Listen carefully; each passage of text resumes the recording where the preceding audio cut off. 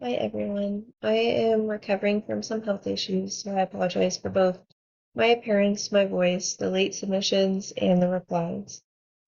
In today's video, we are going to be looking at both the text and the video from this week and previous lectures. I want to start off with the Bucard of Worms, which in our text and lectures this week shows similar elements of claiming magic as a whole is from the devil and evil. The text starts the idea that even believing in the practice of magic is evil and in need of repenting, a point that is highlighted by some of the texts we have read this week, showcasing the changing view from only those that are doing wrong to anyone and now magic as a whole. Both the text and this week's lessons are claiming that it is from the devil and discuss patterns of night rides. However, in Bucard of Worms only talks about eating those unbaptized, while later text describes eating infants.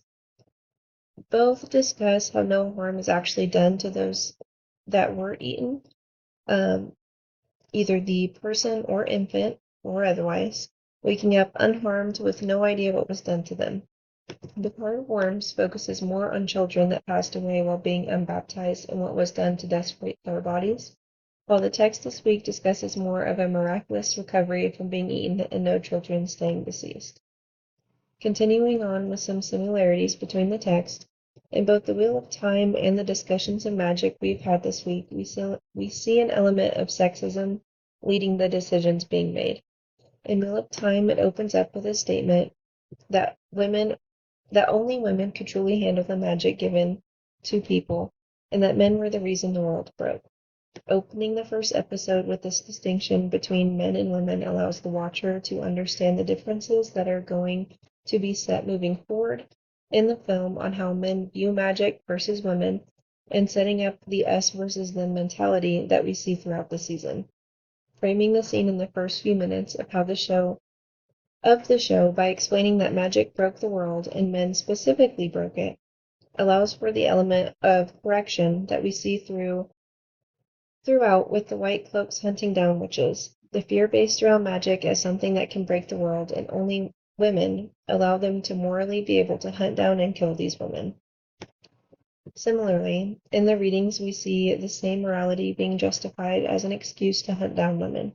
Repeatedly throughout the text this week, we see examples of people explaining night rides and witches using the power of the devil to kill and eat infants, who are then returned back to their crib alive and well at the end. This fear-based focus on women going out at night and killing babies while working for the devil gives them the same moral authority to hunt down women despite no one actually being injured. Additionally, in both the witch hunt and previous readings on witchcraft, we see similar themes of Christianity in a positive light. In witch hunt, we see the cross being mentioned in both the wall that is the barrier between American safety for witches, as well as the crux, meaning the Southern Cross constellation pointing them towards safety. The use of Christian elements in the film help tie in the fact that witchcraft has a long-standing history of including Christian religious themes and practices. For the film, it meant safety. Despite the persecution for witches, the film uses it as a guide away from hatred and unjust killing. Similarly, in the readings previous to this week, we see Christians using magic as well as elements of Christianity in magical practices.